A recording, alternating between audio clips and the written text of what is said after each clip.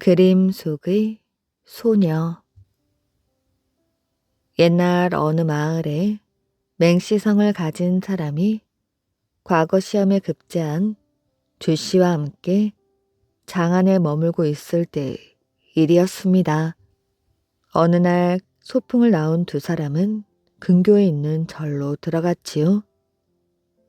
나이든 스님이 혼자 살고 있었는데 손님이 들어오는 것을 보자 마중 나와 앞서서 두 사람을 안내했습니다. 법당 양편 담벼락에 그림이 있었는데 그림은 참으로 훌륭하여 그림 속의 인물이 마치 살아있는 듯 했습니다. 동쪽 담벼락에는 산화천녀의 그림이 있었는데 그 중에 한 소녀가 꽃잎을 만지며 웃음을 가득 머금고 있었지요. 앵두 같은 입술이 금방이라도 움직일 것 같았습니다. 조씨는 꼼짝도 하지 않고 그 벽화를 들여다보고 있자니 정신이 황홀해지고 몸은 구름에라도 올라탄 것처럼 허공에 둥둥 떠올라 어느 사이엔가 담벼락 속으로 빨려 들어가고 말았지요. 문득 보니 궁전과 높은 누각이 겹겹이 세워져 있었습니다. 아무래도 인간이 사는 세계는 아닌 듯 하였지요. 한 노승이 상좌에 앉아 설법을 하는 중이었고 둘레 많은 사람들이 조용하게 듣고 있었습니다. 주씨도 그 속에 끼어들었지요. 그러자 얼마 뒤 누군가 옷소매를 살짝 이끄는 것 같아 돌아다 보았더니 아까 그림에서 보았던 아름다운 소녀가 방긋 미소를 지으며 저편으로 가자고 했습니다. 즉시 뒤따라가니 소녀가 조그마한 방으로 들어가는 것이었지요. 주씨는 차마 뒤따라갈 용기가 없어서 발걸음을 멈추고 있었습니다. 소녀는 뒤돌아보더니 빨리 오라는 손짓을 했습니다. 그제야 빠른 걸음으로 가까이 다가가서 방 안에 아무도 없는 것을 다행히 여기며 소녀와 마주 대하였지요. 그렇게 즐거운 시간을 보낸 뒤 소녀가 문을 닫고 나가면서 주씨를 향해 말했습니다. 기침을 하거나 인기척을 내서는 안 됩니다. 그리고 저녁 때가 되자 다시 돌아왔습니다. 이렇게 이틀이 지나니 소녀의 친구들은 눈치를 채고 여럿이 몰려와서 구석구석 찾아 결국 주씨를 발견했습니다. 소녀의 친구들이 소녀에게 말했습니다. 언제까지나 그렇게 머리를 따 느릴 건 없잖아. 그리고 모두가 힘을 합하여 비녀와 귀고리를 가지고 와서 그녀의 머리를 틀어 올리게 했습니다. 그녀는 수줍은 듯 잠자코 있었지요. 한 여자가 얘들아, 너무 오래 있으면 안 되겠다.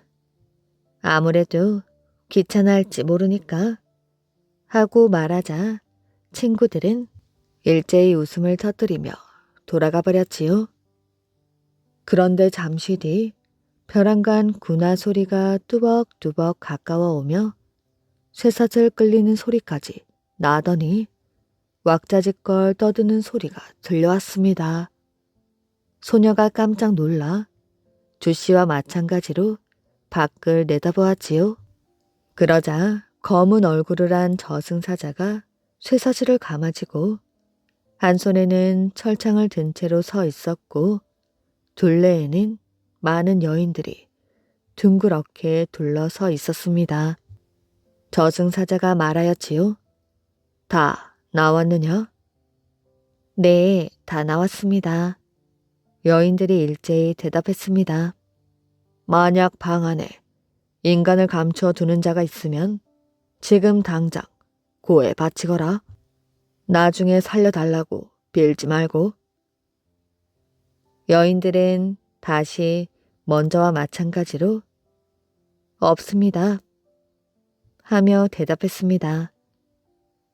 저승사자가 숨은 자를 찾아내려는 듯 몸을 휙 돌렸기 때문에 소녀는 깜짝 놀랐고 새파랗게 질려 덜덜 떨리는 목소리로 주씨를 향해 말했습니다. 어서 침대 밑에 숨으세요. 그리고 자기는 담벼락에 달린 작은 문을 열고 황급히 사라졌지요. 주씨는 기어 숨소리조차 죽여가며 침대 밑에 숨었습니다. 잠시 후 구두 소리가 방 안으로 들어오는 듯 하더니 두루 살펴본 다음 다시 밖으로 나가버렸지요. 이윽고 사람들의 떠드는 소리가 점점 멀어졌습니다. 그래도 문 밖에서는 아직 왔다 갔다 하며 무언가 수근거리는 소리가 들려왔지요. 주씨는 오랫동안 몸을 구부리고 두려움에 떨고 있다가 저승사자가 사라지자 안심은 했으나 귀는 멍멍해지고 눈에서는 불꽃이 튕기는 듯 했습니다. 괴로움을 참을 수가 없었으나 죽을 힘을 다하여 그녀가 돌아오기를 기다리는 수밖에 없었지요. 그때 맹씨는 법당 안에 있었지만 잠깐 사이 주씨의 모습이 보이지 않으므로 이상하게 생각하여 노승에게 물었습니다. 노승은 웃으며 설법을 들으러 가신 모양입니다. 하고 대답했습니다. 어디로요? 하고 맹씨가 물었지요. 그리 먼 곳도 아닙니다. 그러더니 노스님은 잠시 후 손끝으로 담벼락을 두드리며 부르는 것이었습니다. 어찌 그리 놀기만 좋아하고 돌아올 생각을 안 씁니까? 그러자 담벼락 그림 속에서 주씨의 얼굴이 나타났습니다. 귀를 기울이고 우두커니 서 있는 모습이 이편의 말소리를 들으려는 것 같았지요. 노승이 계속해서 말했습니다. 같이 오신 손님이 벌써부터 기다리고 계십니다. 그러자 주씨가 담벼락에서 둥둥 나왔지만 정신이 빠진 사람처럼 눈을 멍하니 뜬 채 다리를 부들부들 떨고만 있었습니다. 맹씨가 깜짝 놀라 어쩐 일이냐고 물으니 조금 전 침대 밑에 숨어 있으니 문을 두들기는 소리가 천둥 소리같이 요란하여 슬쩍 방을 빠져나왔다고 하였지요. 맹씨와 주씨가 같이 서서 그림 속의 소녀를 보니 머리를 높이 틀어 올려서 이미 소녀의 태는 하나도 없었습니다. 주씨가 깜짝 놀라 노승에게 그 까닭을 물었지요. 노승은 웃으며 말했습니다. 환상은 사람들이 만들어내는 것이니 소승이 무엇을 알겠소? 주씨는 가슴이 꽉 막히고 정신이 아찔하여 기운이 하나도 없었습니다. 맹씨는 영문을 몰라 어안이 벙벙하였지요. 두 사람은 즉시 자리를 떠나 법당 밖으로 나왔습니다. 청년에게 속은 목동 아가씨. 옛날 어느 산기슭에 늙은 부모님을 모시고 사는 목동 아가씨가 있었습니다. 부모님이 들에 나가시면 아가씨는 양떼를 몰고 산으로 올라갔습니다. 그러던 어느 날 양떼를 지켜보고 있던 목동 아가씨에게 한 청년이 다가왔지요. 청년은 잘생긴 얼굴에 키도 크고 몸도 튼튼해 보였습니다. 차림새도 아주 멋졌지요. 목동 아가씨에게 다가온 청년은 대뜸 손을 내밀며 아가씨에게 이렇게 말했습니다. 아가씨, 내 친구가 되어주지 않겠어요? 아가씨는 잘생긴 청년의 모습에 너무나 부끄러워 얼굴이 빨개졌지만 고개를 끄덕끄덕 했습니다. 그날부터 청년은 매일매일 아가씨가 있는 산 기슭으로 찾아왔고 둘은 어느새 결혼을 약속하는 사이가 되었습니다. 하지만 목동 아가씨는 부모님께 청년에 대해 말을 하지 못했습니다. 꾸중을 들을까봐 걱정이 되었기 때문이었지요. 결혼을 하기에는 아직 나이도 어렸습니다. 부모님께 죄송한 마음이 들기도 했지만 청년을 향한 마음은 날이 갈수록 커져만 갔습니다. 결혼을 약속하고 얼마 뒤 청년은 아가씨에게 말하였지요. 나의 집에 가서 함께 살지 않을래? 하루라도 빨리 같이 살고 싶어. 목동 아가씨는 청년의 말을 차마 거절할 수가 없었습니다. 그래서 부모님 몰래 청년을 따라가기로 하였지요. 청년이 부드러운 목소리로 말했습니다. 당신을 업고 갈 테니 두 눈을 꼭 감고 내 등에 엎혀. 절대로 눈을 떠서는 안 돼. 아가씨는 두 눈을 꼭 감고 청년의 등에 엎였습니다. 그런데 아주 묘한 기분이 들었지요.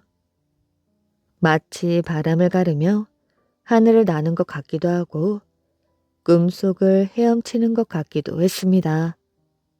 어떻게 된 일인지 너무너무 궁금했지만 아가씨는 청년과의 약속을 지키기 위해 눈을 뜨지 않았습니다. 그런데 발이 땅에 닿는 순간이었지요. 자, 이제 눈을 뜨라고. 한 번도 듣지 못했던 거친 목소리에 아가씨는 번쩍 눈을 떴습니다. 눈을 뜬 아가씨는 그대로 정신을 잃고 말았지요. 아가씨 앞에 떡하니 서 있는 것은 멋진 청년이 아니라 커다란 콘도르였습니다. 콘도르는 독수리보다 더 사납고 무서운 새였지요. 게다가 콘도르가 사는 곳은 까마득한 절벽 아래에 있는 차디찬 동굴이었습니다. 발 아래에는 깎아지른 듯한 절벽이어서 도망칠 수도 없었지요. 정신을 차리고서도 아가씨는 몇 번이고 다시 기절을 했습니다. 동굴 속에는 썩은 짐승의 살점들과 뼈다귀들이 나뒹굴고 있었습니다. 아가씨는 울다 잠이 들고 깨어나면 또 울었습니다. 곤도르는 사냥한 짐승을 아가씨 앞에 던져주며 요리를 하라고 명령하였지요. 그가 무서운 콘도르인 줄도 모르고 청년을 사랑한 목동 아가씨는 자신의 어리석음을 후회하며 울음으로 하루하루를 보냈습니다. 동굴 안에는 맑은 샘물이 흐르고 있었는데 아가씨의 유일한 즐거움은 그 맑은 샘물에서 빨래를 하는 것이었습니다. 샘물에 사는 작은 개구리를 친구로 삼고서 말이지요. 한편 아가씨의 부모님은 갑자기 사라진 딸의 행방을 몰라 눈물로 하루하루를 보냈습니다. 어머니는 딸을 찾아 온 산을 헤매었지요. 그런데 어머니가 어떤 나무 옆을 지날 때였습니다. 작은 새 한 마리가 어머니의 머리 위를 날며 이렇게 지저귀었지요. 누군가의 따님이 동굴 속에서 울고 있다네. 어머니는 새의 말에 약이 올라 돌멩이를 던졌습니다. 이놈의 새야, 딸을 잃고 슬피 우는 게 보이지 않는 것이야? 그런데 그 새는 돌에 맞고도 달아나지 않았습니다. 그러고는 똑같은 말을 또다시 하는 것이었지요. 어머니는 무언가 이상한 생각이 들어서 새에게 물었습니다. 혹시 내 딸이 있는 곳을 알고 있니? 그렇다면 제발 좀 알려다오. 어머니가 눈물을 흘리며 부탁하자 작은 새는 어머니 어깨에 내려와 앉았습니다. 그러고는 맛있는 음식을 달라고 하였지요. 어머니는 가지고 온 꿀물을 얼른 나누어 주었습니다. 제가 당신의 딸을 데리고 올게요. 작은 새는 훨훨 날아가 아가씨가 있는 동굴로 갔습니다. 그리고 아가씨에게 어머니 이야기를 하였지요. 새야, 제발 나를 부모님께 데려다 다오. 작은 새는 고개를 끄덕이고는 샘물에 사는 개구리에게 부탁하였지요. 개구리야, 콘도르가 오거든 아가씨로 변해 샘물에서 빨래를 하고 있거라. 혹시라도 콘도르가 눈치를 채거든 얼른 물속으로 숨어버려. 개구리는 흔쾌히 그 부탁을 들어주었지요. 작은 새는 어디서 그런 힘이 나왔는지 아가씨를 매달고 집으로 데려다 주었습니다. 딸에게서 그동안의 이야기를 모두 들은 부모님은 서로 부둥켜 안고 딸이 살아 돌아온 것을 기뻐했습니다. 그리고 작은 새에게 고마워하였지요. 그런데 작은 새가 다급하게 말했습니다. 기뻐할 때가 아니에요. 곧 콘도르가 딸을 찾으러 올 거예요. 그러니 딸을 꽁꽁 숨겨두시고 제가 시키는 대로 하세요. 작은 새는 큰 독에 펄펄 끓는 물을 담아두고 두꺼운 담요를 준비하라고 일렀습니다. 그리고 자기에게 아주 매운 고춧가루를 달라고 하였지요. 잠시 후 작은 새의 말대로 콘도르가 멋진 청년의 모습을 하고 아가씨의 집을 찾아왔습니다. 작은 새는 잽싸게 청년의 눈에 고춧가루를 뿌렸지요. 고춧가루를 뿌려 앞을 보지 못하게 한 다음 청년을 안으로 끌어들였습니다. 어머니는 작은 새가 시킨 대로 청년에게 두꺼운 담요가 덮인 독 위에 앉으라고 권하였지요. 여기서 잠시만 기다리시면 딸을 만나게 해주겠소. 앞이 잘 보이지 않는 청년은 어머니가 안내하는 대로 독 위에 털썩 앉았습니다. 그 순간 콘도르는 두꺼운 담요와 함께 펄펄 끓는 독 속으로 봉당 빠져버리고 말았습니다. 그 뒤로 목동 아가씨는 사랑의 아픔을 잊고 부모님과 함께 오래도록 행복하게 살았답니다. 왕위를 물려줄 사람. 옛날 상고 시대에 요왕이란 사람이 살고 있었습니다. 그는 날마다 해가 떠오를 때 일을 시작하여 해가 서산으로 넘어가야 집으로 돌아가 쉬곤 했습니다. 물을 마시고 싶으면 직접 우물을 파 마시고 배가 고프면 스스로 농사를 지었지요. 그가 바로 근검절약하고 소박하며 늘 백성들을 걱정하여 그 인자함으로 유명한 상고시대의 군왕인 요왕입니다. 요왕에게는 10명의 아들이 있었지요. 장남인 단주는 성질이 가장 포악하고 교활하여 늘 백성들을 괴롭혔습니다. 그는 홍수가 천지를 뒤덮었을 때조차 뱃놀이를 하며 놀 궁리만 하였고 백성들의 고통에는 무관심했습니다. 홍수가 물러나자 단주는 육지에서 하는 뱃놀이라는 매명 아래 땅 위에서 할 수 있는 뱃놀이를 준비하도록 했습니다. 사람들은 맨 땅에서 배를 끄느라 온 몸이 땀으로 뒤범벅되어 가쁜 숨을 내쉬었지만 그는 오히려 이런 모습에 깔깔대며 즐거워했습니다. 형제들과도 싸움이 끊이지 않았지요. 요왕은 갈수록 기력이 쇠약해져 왕위를 물려줄 사람을 찾고 있었습니다. 장남인 단주는 아무리 가르쳐도 소용이 없었고 나머지 아들들은 아직 나이가 어려 왕위를 물려줄 수가 없었습니다. 대신들도 왕위를 물려받기에는 부족한 인물들이었지요. 국립 끝에 그는 몰래 평복을 하고 성 밖으로 나가 왕위를 이을 사람을 찾기로 했습니다. 요왕은 순남이란 곳에서 한 청년을 만났지요. 그는 황소와 흙을 몰며 땅을 갈고 있었습니다.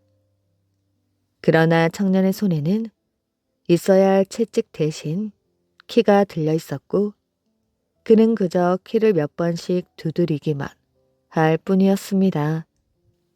요왕은 청년의 의중이 무엇인지 궁금하였지요. 참 이상한 청년이군. 땅을 갈며 오히려 키를 두드리다니.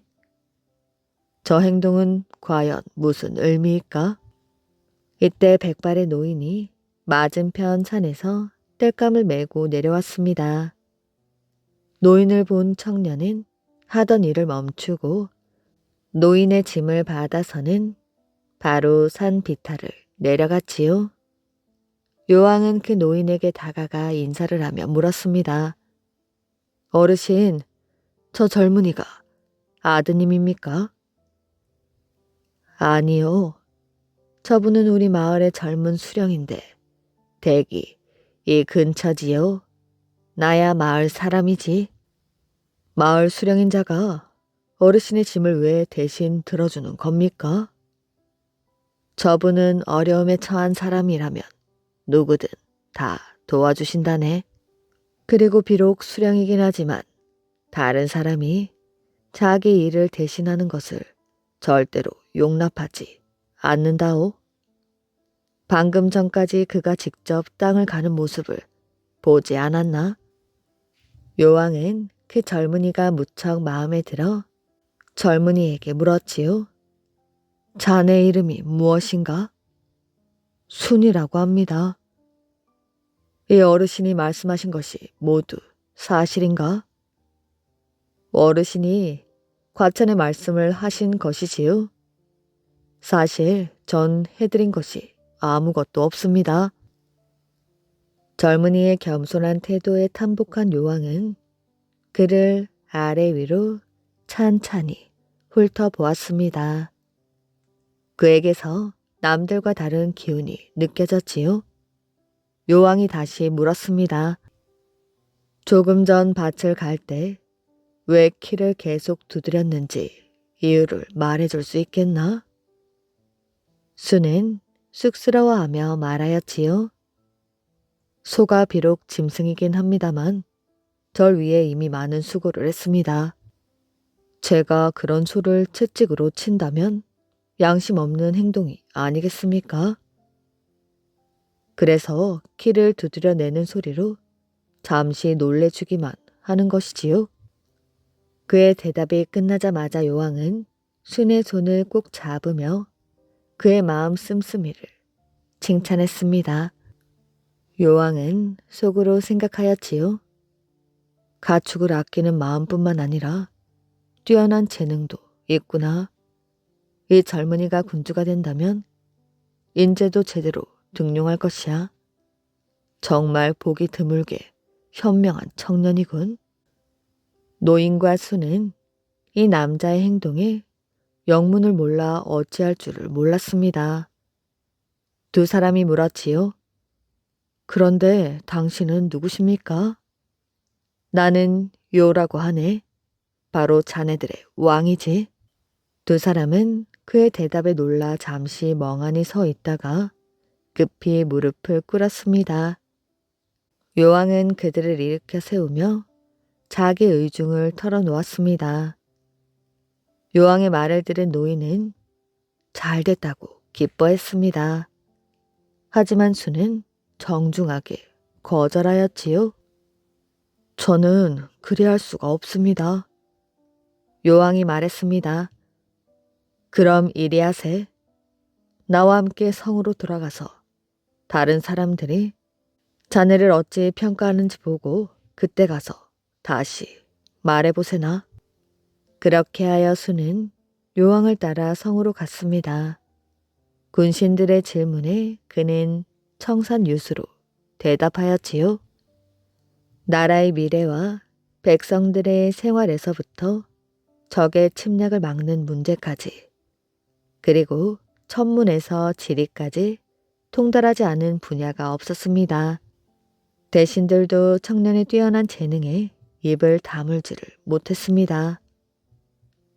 순은 곧 요왕의 뜻을 받들어 순왕이 되었지요. 요왕이 순에게 왕위를 넘겨주자 첫째 아들 단주와 중원의 삼묘족이 그의 결정에 의의를 제기했습니다. 그러나 요왕은 아들의 반대 때문에 정치적 결정을 뒤집는 인물이 아니었지요. 요왕은 직접 병사들을 이끌고 나아가 아들과 삼묘족을 공격했습니다.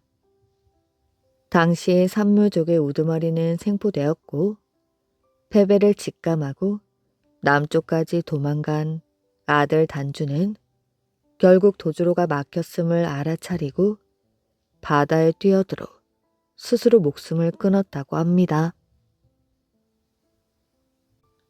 승려와 새 건달들. 옛날 어느 마을에 하는 일 없이 빈둥거리고 돌아다니는 새 건달이 있었습니다. 이들은 어찌하면 남의 재물을 빼앗을까 눈에 불을 켜고 다녔지요. 이렇게 새 건달이 하루는 장터에 나갔다가 승려를 우연히 보았습니다. 승려는 염소 한 마리를 사려고 시골 사람과 흥정하고 있었지요. 건달들은 승려를 건너다 보며 말했습니다. 저 스님이 염소를 사면 속임수를 써서 빼앗자고. 오랜만에 염소 고기 맛 좀 볼까? 그런데 염소를 빼앗을 좋은 방법이 있나? 있지. 너희들은 내가 시키는 대로만 하라고. 새 건달은 머리를 맞대고 의논한 뒤 승려보다 앞서 장터를 떠났습니다. 장터에서 마을로 통하는 길에는 큰 나무 세 그루가 따로따로 서 있었지요. 건달들은 승려가 지나올 그 길의 나무 밑을 저마다 지키고 있었습니다. 잠시 뒤 승려가 염소를 끌고 첫 번째 나무가 있는 곳으로 천천히 걸어왔지요. 그러자 나무 밑에 있던 건달이 말했습니다. 스님, 어쩐 일이셔요? 개를 다 끌고 가시다니? 승려가 말했습니다. 자네 무슨 소리인가? 이건 개가 아니라 염소야. 신성한 제사에 바칠 제물이라고. 승려는 길을 더 걸어 두 번째 나무에 이르렀습니다. 이번에는 그 나무 밑에 있던 건달이 소리쳤지요. 어쩐 일이셔요? 개를 다 끌고 가시다니? 승려가 고개를 갸우뚱했습니다. 또 그 소리를 하네? 나는 염소를 샀는데 개라고 하다니? 이게 정말 개인가? 승려는 긴가민가하며 그곳을 지나쳐갔습니다. 승려는 세 번째 나무가 있는 곳으로 왔을 때에도 건달에게 똑같은 말을 들었습니다. 스님, 개를 다 끌고 가시다니 어쩐 일이세요? 순간 승려는 이렇게 외치며 염소를 집어 던졌습니다. 이것은 개가 틀림없군. 에이? 승려는 개에게 몸을 더럽혔다며 강가에서 깨끗하게 목욕을 했습니다. 한편 건달들은 승려가 버린 염소를 주워 불에 구워 먹었다고 합니다. 다른 여인의 아들을 길러준 부부. 옛날에 가난했지만 금슬이 아주 좋은 선비 내외가 살았지요. 그런데 이 부부에겐 아이가 생기지 않았습니다. 아내는 기적이라도 일어났으면 하는 바람으로 매일 새벽 개울가에서 바위에 정화수를 떠놓고 치성을 드렸지요. 그날 새벽에도 정화수를 떠서 개울가로 나갔는데 바위 앞에 웬 여인이 쓰러져 있는 것이었습니다. 여보, 웬 사람이 쓰러져 있어요? 아내의 목소리에 남편이 뛰어나와 보니 바위 옆에 아기를 품에 안은 여인이 쓰러져 있는 것이었지요. 비단 옷을 입었으나 얼마나 헤매고 다녔는지 여기저기 찢어지고 얼룩져 행색이 말이 아니었지요. 선비 내외는 여인과 아이를 집 안으로 데려왔습니다. 그동안 얼마나 굶었는지 여인의 얼굴은 비쩍 말라 있었지만 아기는 그것을 아는지 모르는지 싱글벙글 웃고 있었습니다. 선비 내외는 여인에게 죽을 쏘어 먹이고 아기에겐 미음을 만들어 먹이며 정성껏 돌봐주었지요. 워낙 기력이 약한 여인은 쉽게 차도를 보이지 않았으나 아기는 금세 화색이 돌았습니다. 그런 아기를 보는 것만으로도 선비 내외는 꿈같이 행복하였지요. 잠든 아기를 내려다보던 선비의 아내가 눈시울을 붉혔습니다. 우리에게 저런 아들 하나 있으면 얼마나 좋을까요? 그러게 말이오. 하지만 어쩌겠소. 하늘의 뜻이라면 받아들여야지. 제가 조상님들께 너무 큰 죄를 짓는 것 같아 늘 죄스럽습니다. 어디 그게 당신의 죄겠소? 잠깐 정신이 희미하게 돌아와 두 사람의 이야기를 듣게 된 여인의 눈에서 눈물이 주르륵 흘렀습니다. 선비 내외의 정성으로 아기는 몰라보게 좋아졌지만 여인은 끝내 기운을 차리지 못하고 숨을 거두고 말았지요. 여인을 양지 바른 곳에 묻어준 선비 내외는 아이를 잘 키우겠다고 다짐을 했습니다. 가난한 형편에도 불구하고 선비 내외는 아이를 서당에도 보내고 열심히 공부를 시켰지요. 하지만 아이는 커갈수록 부부의 말을 듣지 않고 속을 썩이기 일쑤였습니다. 보다 못한 선비는 아이를 다잡기 위하여 회초리를 한 묶음 준비하였지요.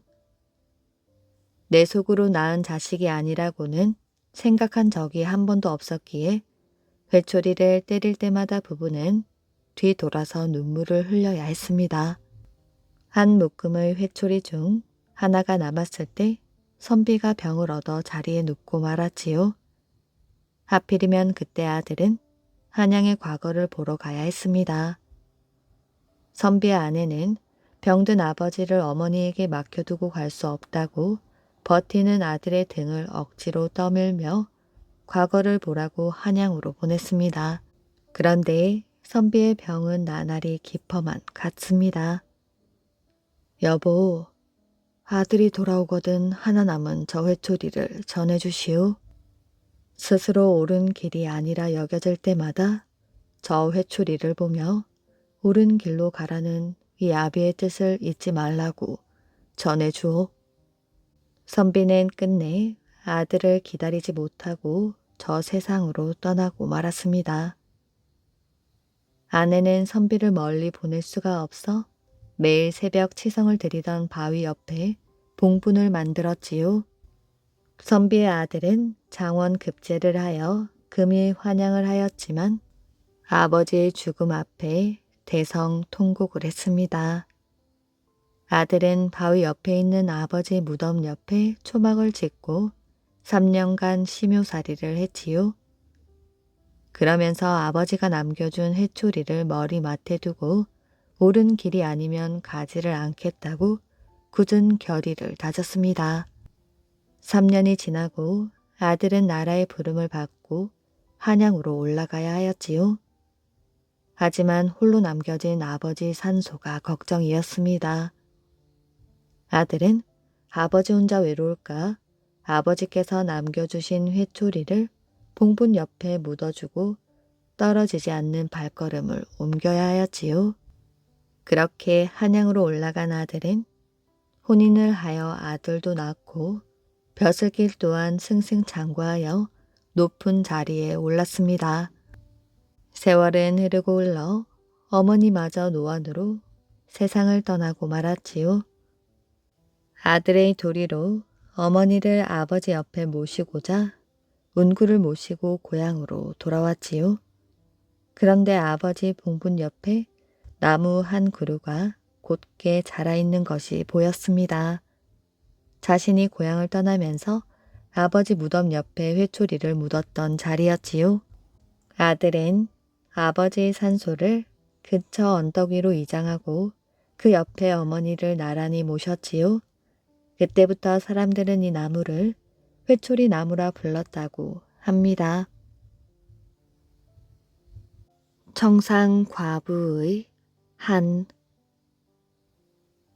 옛날 어느 마을에 어린 자식들을 거느리고 살아가는 청상과부가 된 황씨 부인이 살고 있었지요. 그 황씨 부인은 걱정과 어려움이 적지 않았습니다. 그 중에서도 아이들의 교육이 가장 걱정이었지요. 그때 친정에서 오빠가 자기 곁으로 와서 같이 살자는 제의를 했습니다. 물론 이 마을에도 시집 친척들이 있어 의지는 되었지요. 그러나 친정 오빠의 우애심이 더 좋아서 친정 마을로 이사를 하게 되었습니다. 황 부인은 친정 일을 도우며 살게 되었지요. 청상 과부로 외롭기는 했지만 아이들이 자라고 오빠가 돌보아 주었기 때문에 생활하기엔 어렵지 않았습니다. 그러나 그녀에게 항상 사무치게 한스러운 일이 한 가지 있었지요.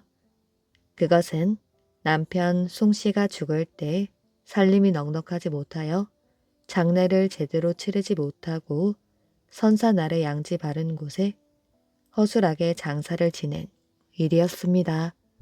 좋은 묘자리를 찾아 남편을 모시지 못한 것이 마음에 늘 걸렸지요. 몇 년이 지난 뒤 친정 아버지 산소를 옮긴다는 말이 나왔습니다.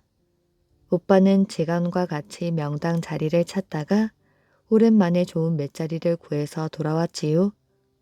오빠가 길이를 택하여 직원과 역군들을 데리고 산으로 가자 황부인도 음식을 준비하여 함께 따라 나섰지요. 직관의 지시에 따라 역군들이 구덩이를 파기 시작했습니다.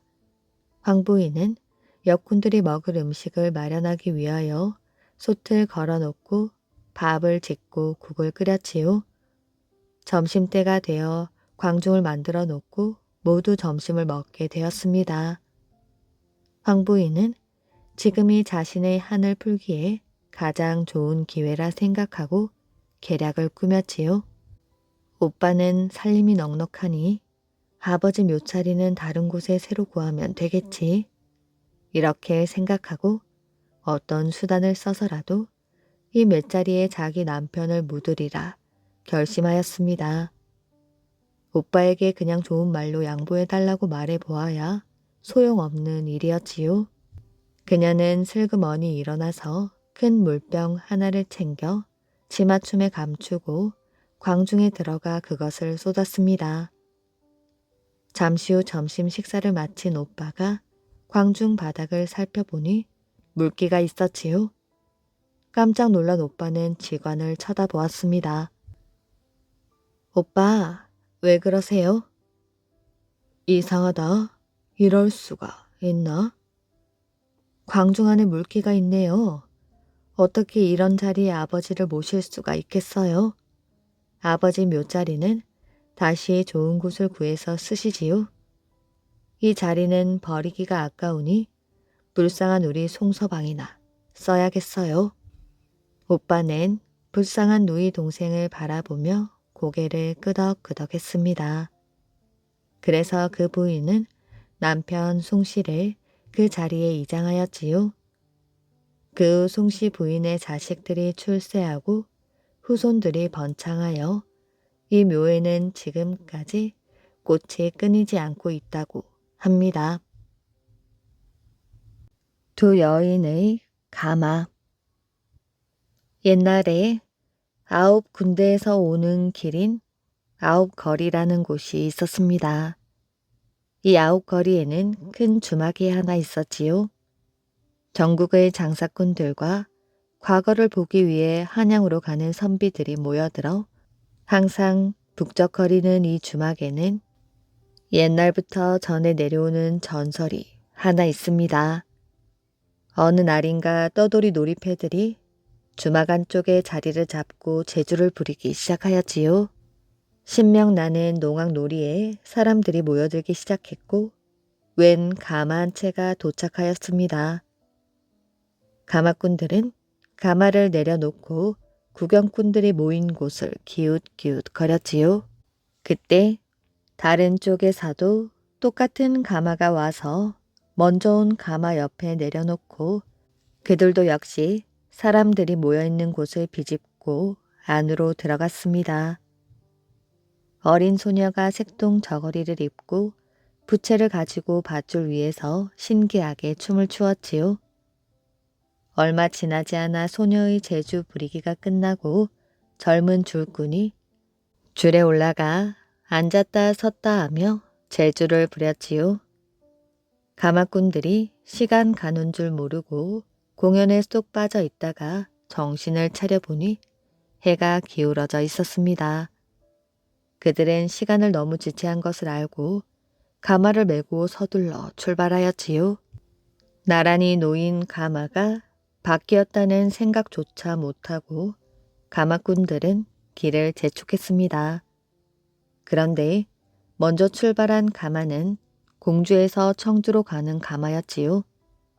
청주에 살고 있는 양반은 공주에 사는 친구가 벼랑간 역적으로 몰리게 되어 가문이 풍비박산되자 품행이 단정하다는 그의 딸을 데려다 아들과 혼례를 올려줄 계획이었습니다. 그래서 어제 심야의 공주에서 출발하여 점심때쯤 9거리에 당도한 것이었지요. 다른 가마는 강 건너 금남면에 사는 여인으로 집안이 가난하여 먹을 것조차 없는 집안의 딸이었습니다. 그래도 얌전하게 길러 박 부잣집 아들과 혼례를 치르려고 가는 길이었지요. 박 부자의 집은 부자이긴 하나 아들이 좀 모자라 중매가 들어오지 않자 가난한 집 딸을 데려오기 위하여 농부에게 논과 밭을 주고 데려오는 것이었습니다. 그래서 두 여인은 지금 혼례식을 올리려고 가는 중이었지요. 그런데 똑같은 가마가 9거리에 나란히 있다가 가마가 바뀌었다는 것을 모르고 떠난 것입니다. 먼저 도착한 곳은 가까운 곳에 사는 박씨 부잣집이었지요. 박 부자는 시골에 사는 농부의 딸이니 분명 차림새가 형편없을 것이라 생각하였습니다. 그래서 목욕물과 새 옷을 준비해 놓고 하녀를 시켜 가마를 조심스레 열고 여인을 나오라고 하였지요. 그런데 가마에서 나온 여인은 옷이 깨끗하고 몸 치장도 단정하고 아름답게 차려입고 있었지요. 그래서 박 부자는 아무리 가난한 집이라 해도 시집 보내는 딸이니 미리 목욕을 시키고 깨끗한 옷을 입혀 보낸 줄로 생각하고 안방으로 모셨습니다.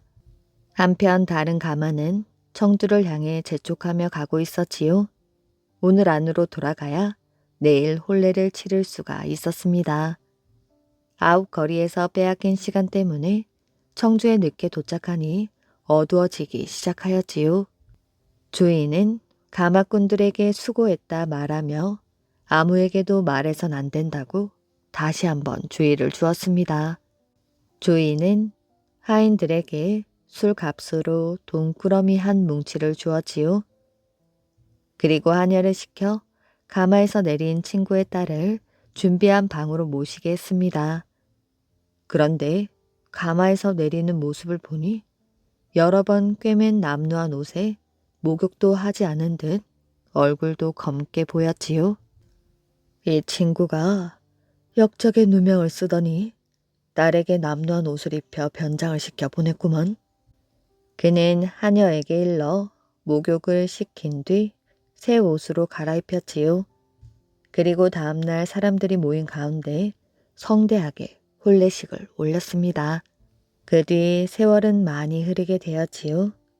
다행히 역적으로 몰렸던 공주 친구가 누명을 벗게 되었습니다. 그래서 흩어졌던 가족들이 더 이상 숨어 살 필요가 없게 되자 청주에 사는 친구는 사돈 집 소식을 듣고 너무 기쁜 나머지 며느리에게 말하였지요. 아가, 이젠 친정 집에 다녀와도 좋단다. 너희 친정은 역적의 누명이 벗겨졌단다. 얼마나 기쁘겠느냐. 그런데 며느리는 무슨 말인지 알아듣지 못하는 것 같았지요. 며느리는 시아버지의 말에 어리둥절한 표정을 짓고 있었습니다. 역적으로 몰려 마음고생이 얼마나 심했으면 대답까지 못하는구나. 그는 며느리를 가마에 태워 하인들을 시켜 친정집에 다녀오라며 보냈습니다. 그 무렵 어리석고 부족한 신랑과 신혼을 보내고 있는 새아기는 매일 눈물로 세월을 보내었지요. 그 사실을 알고 박 부자는 며느리가 친정집에 한번 다녀오면 괜찮겠지 하는 생각을 했습니다. 그래서 하인을 시켜 친정에 다녀오라고 하였지요. 그런데 가마를 타고 간 새댁은 깜짝 놀랐습니다. 자신의 집은 공주에서 제일 가는 큰 부잣집이었지요. 한때 역적으로 몰려 집안이 풍비박산되기는 했지만 친정이라 해서 찾아간 곳이 다 쓰러져가는 어느 농부의 집이니 기가 막혔습니다.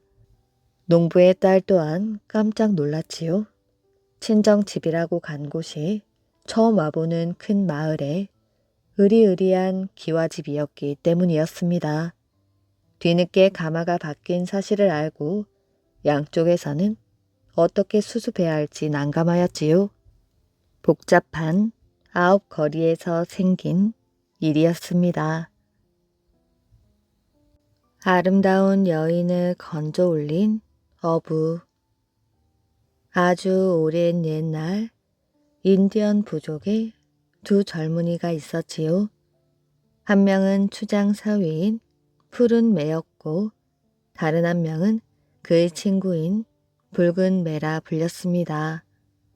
당시 이 부족은 멀리 떨어진 곳에 사는 다른 부족과 전투를 벌이고 있었지요. 붉은 매와 푸른 매는 전장으로 떠나고 있었습니다. 하루 종일 먼 길을 달린 두 사람은 밤이 되자 모닥불을 피우고 쉬었지요. 집에 두고 온 가족과 앞으로 닥칠 일들에 관해 두런두런 이야기를 나누고 있었습니다. 그때 아직 결혼하지 않은 붉은 매가 친구 푸른 매에게 말하였지요. 남편이 멀리 떠난 오늘 같은 날이면 아내들은 다른 남자를 만날걸. 그건 아마 네 아내도 마찬가지일 거야. 푸른 매가 단호하게 고개를 저으며 말했습니다. 내 아내는 그렇지 않아. 다른 모든 여자들이 그렇게 한다 해도 내 아내는 절대 그런 사람이 아니야. 난 아내를 믿는다네. 친구의 단호한 태도에 오기가 생긴 붉은 매가 말하였지요. 내가 오늘 밤 마을로 돌아가서 네 아내를 시험해봐도 되겠어? 푸른 매는 어이가 없다는 듯 말하였지요. 좋아, 우리 내기를 해보자. 두 사람은 자기들이 가진 전 재산을 걸고 내기를 하기로 하였지요. 붉은 매는 당장 마을로 돌아가 푸른 매의 집 주변을 어슬렁어슬렁 거렸지요. 푸른 매의 아내가 집 바깥에 나와 있는 모습을 보였습니다. 그녀는 붉은 매가 아무리 추파를 던져도 그를 쳐다보지도 않았지요. 과연 푸른 매의 말대로 정숙한 여자로군. 내기에서 져서 전 재산을 잃을 것이 두려워진 붉은 매는 마을에 사는 잘 아는 노파에게로 갔습니다. 노파에게 친구와 내기를 한 일과 그간 있었던 일을 모두 털어놓고 도움을 청하였지요. 노파가 가서 그녀의 몸을 보고 남들이 알지 못하는 특징이 무엇인지 가르쳐 주시오. 사례는 톡톡히 하겠소. 노파는 알겠다고 대답하고 지팡이의 몸을 의지한 채 집을 나섰지요. 노파는 해진 신발을 신고 누더기 옷을 입은 채 지팡이를 짚고 절뚝거리며 푸른 매의 집 앞을 지나갔습니다. 그 모습을 본 푸른 매의 아내는 노파를 불쌍하게 여겨 집 안으로 불러들였지요. 그리고는 맛있는 음식을 대접하고 몸을 씻게 한 다음 집 안 구석에 잠자리를 마련해 주어 하룻밤 쉬어가게 배려해 주었습니다. 밤이 되자 노파는 자는 척을 하면서 그녀의 벗은 몸을 보았지요.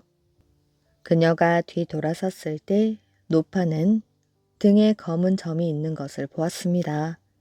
아침이 되자 노파는 잠자리에서 일어나 감사를 표한 다음 집으로 돌아가 기다리고 있던 붉은 매에게 모든 사실을 알려주었지요. 붉은 매는 즉시 친구인 푸른 매에게 가서 부인의 등에 있는 점에 대해 말하였습니다. 푸른 매는 고개를 떨군 채 아무 말도 할 수 없었지요.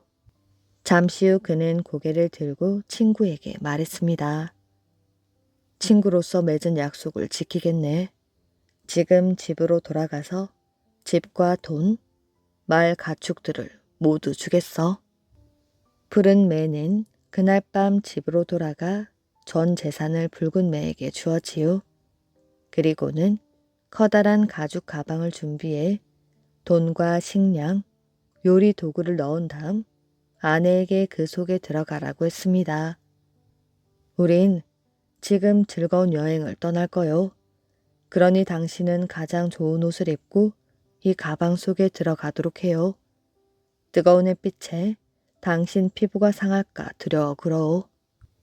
푸른 매는 가방을 마차에 싣고 여행을 떠났지요. 그리고 처음으로 만난 커다란 강에다 아내가 든 가죽 가방을 던져버리고 마을로 돌아왔습니다. 모두들 푸른 매의 아내가 어디에 갔는지, 왜 모든 재산을 붉은 매에게 주었는지 궁금해하였지만 그는 아무도 말하지 않았지요. 그의 아버지는 갑자기 전 재산을 남에게 주어버린 것에 화를 내며 그를 가두어 버렸습니다. 한편 그가 가죽 가방을 버렸던 강에서는 한 어부가 고기를 잡고 있었지요. 어부는 커다란 가죽 가방을 건져 올렸습니다.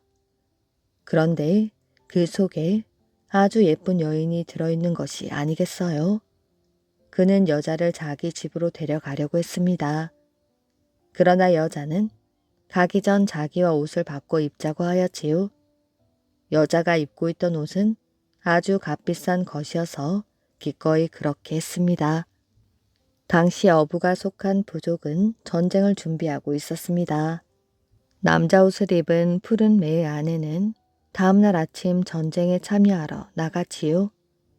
가는 도중 만난 남자들은 이 낯설고 잘생긴 이방인을 보고 꼭 여자 같다고 수군수군 거렸습니다. 남자들은 그녀에게 남자인지 여자인지 알아내려고 했지만 그녀는 자신은 주술사라며 다른 사람들과 천막을 따로 써야 한다고 주장하였지요. 남자들은 차례차례 밤마다 그녀의 천막으로 와서 함께 자면서 그녀가 남자인지 여자인지 알아보려고 했지만 그녀는 결코 잠들지 않았습니다. 그들은 결국 그녀의 정체를 알아내지 못하였지요. 마침내 부족은 적의 영토에 도착하였고 여자는 자신이 가지고 온 독약을 써서 부족이 승리하는데 큰 도움을 주었습니다. 추장은 그녀에게 고마워하며 그녀가 원래 살던 마을로 그녀를 데려다 주었지요. 추장과 함께 마을에 도착한 푸른 매의 아내는 입고 있던 남자 옷을 벗고 원래대로 정숙한 아내의 모습으로 돌아왔습니다. 깜짝 놀란 마을 사람들에게 그녀는 남편인 푸른 매를 데려오라고 하였지요. 푸른 매는 너무나 쇠약하고 슬픈 모습으로 변해 있었습니다. 그녀는 남편을 안고 한참을 울었지요. 당신이 붉은 매에게 속았습니다. 단지 내 몸을 안다는 말만 듣고 그를 믿다니요. 내가 당신만 사랑하는 것을 잘 알고 있잖아요. 그녀는 추장에게 당장 노파와 붉은 매를 잡아오게 한 다음 야생마의 꼬리에 묶었습니다. 그런 다음 말을 풀어놓자 야생마는 길길이 뛰고 달려 두 사람을 죽이고 말았지요. 이야기 재미있게 잘 들으셨나요? 오늘의 이야기는 여기까지입니다. 오늘도 이야기를 들어주셔서 정말 감사합니다. 오늘도 편안한 밤 되시길 바랍니다.